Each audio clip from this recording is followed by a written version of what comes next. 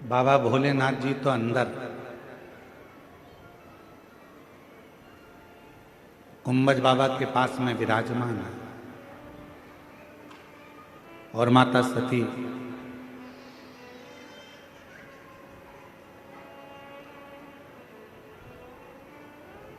नंदी के पास आकर बैठ गई वापिस। क्यों? क्योंकि नंदी से कहकर गई थी मां सती की जो कथा मैं अंदर सुनकर आऊंगी तेरे को आकर पूरी सुनाऊंगी।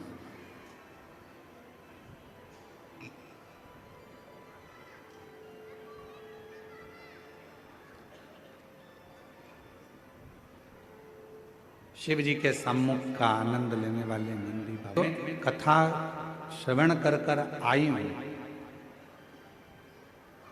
वो कथा में तुझे श्रवण कराता हूं। पर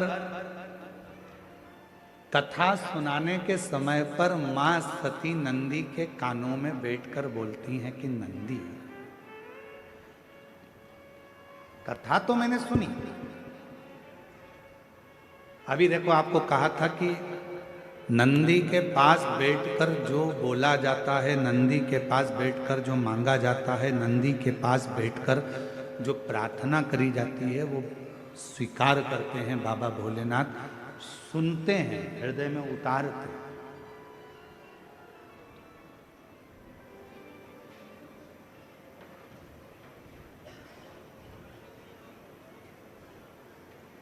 बैठ गए नंदी के पास में मां सती, और नंदी के पास में बैठकर मां सती, बाहर बाहर की आवाज आ रही है, स्पीकर ऑन चल ही नहीं रहे तुम्हारे अंदर के। मां नंदी के पास में बैठकर कहती हैं नंदी, कथा तो मैंने सुनी, श्रवण करी, पर एक बात कहना चाहती हूं नंदी। विवाह होने के बाद में तो भोलेनाथ जी को मुझे कहीं भ्रमण कराने के लिए लेकर जाना था, पर आज बाबा मुझे कुंभज बाबा के यहां लेकर आए हैं। ऐसा शरीर रखने से कौन सा फायदा? ये शरीर रखने से लाभ क्या है? शरीर को रखने से फायदा क्या है? ये शरीर रखने से लाभ क्या, फायदा क्या है? क्या फायदा? नंदी के कानों में, नंदी के पास बैठकर माता सती ने कह दिया था कि ये शरीर मेरा छूट जाए तो अच्छा है, और वही बात जो नंदी के कानों में कही थी वो शिव जी तक पहुंच गई, बाबा भोलेनाथ जी तक वो बात पहुंच गई।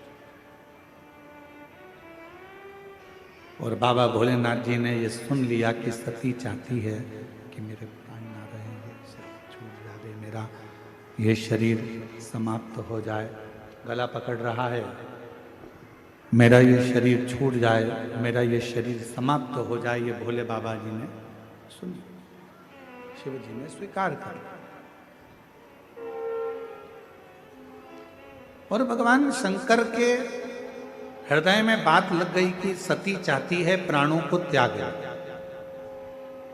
सती चाहती है कि प्राण छूट जाए, और बाबा ने स्वीकार कर लिया। बीच मार्ग में राम जी की परीक्षा लेने के लिए सती माता चली गई, और आखिरी में ये हुआ कि भोले बाबा के उस स्नेह आनंद में, भगवान राम जी के आनंद में भगवान शिव समाधि में लीन हो जाते हैं, और सती माता अपने पिता दक्ष प्रजापति के यहाँ यज्ञ में पहुंच जाती है।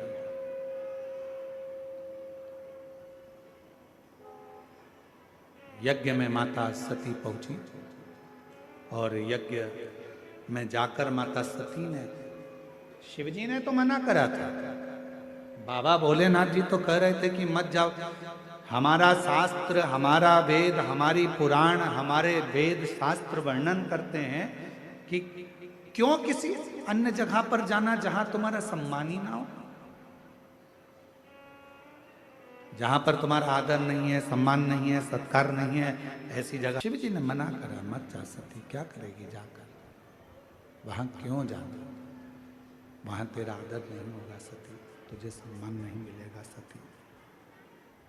वहाँ तेरा आदर, वहाँ तेरा सम्मान, वहाँ तेरा सत्कार नहीं होगा सती, तो वहाँ जाकर करेगी क्या?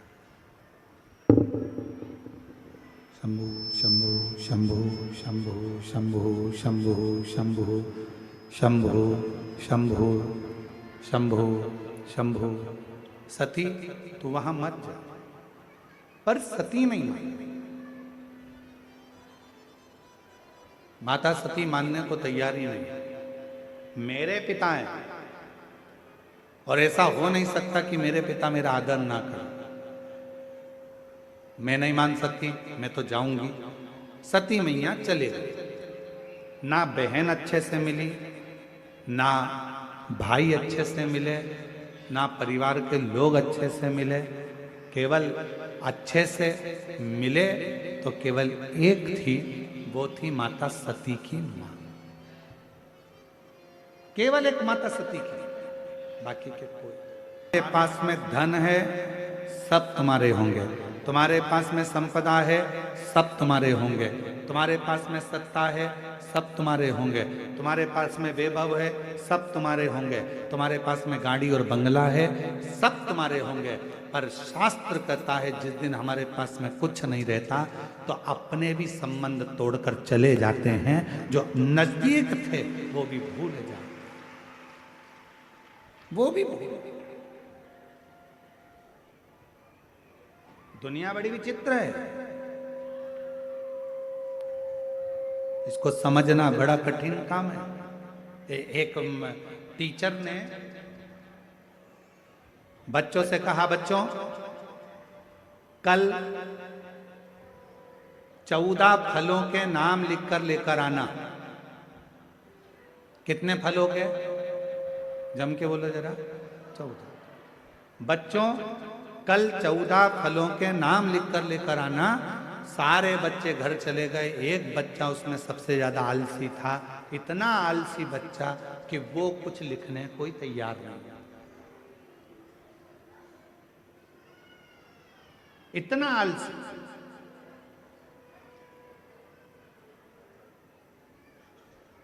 सब कॉपी ले लेकर आए। वो बच्चा भी उठकर खड़ा हो गया। टीचर ने कहा, लाओ जरा लिख लाए। हाँ,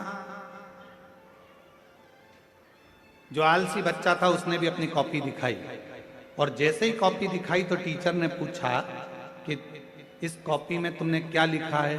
14 फल के नाम कहाँ हैं? तो बच्चे ने कहा, देखो सेब लिखा है, हाँ। अनार लिखा है, हाँ। बस 2 ही तो लिखे हैं, उसके बाद कहाँ है?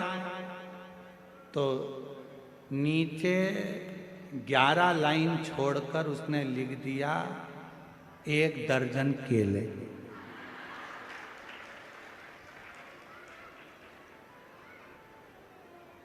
क्या लिखा? टीचर ने पूछा, ये क्या है? कि 2 वो 12 ये। कितने हो गए? 14।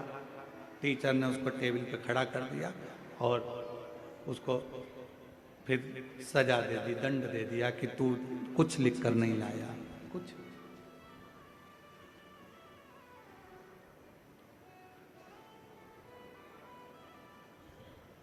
है कुछ। संसार में 10 तरह के लोग होते हैं, अपना अपना विचार, अपनी अपनी सोच, अपनी अपनी दृष्टि रखते हैं। सब एक जैसे नहीं रह सकते। एक माता जी ने एक पत्र लिखा है, वो भाषा छत्तीसगढ़िया है और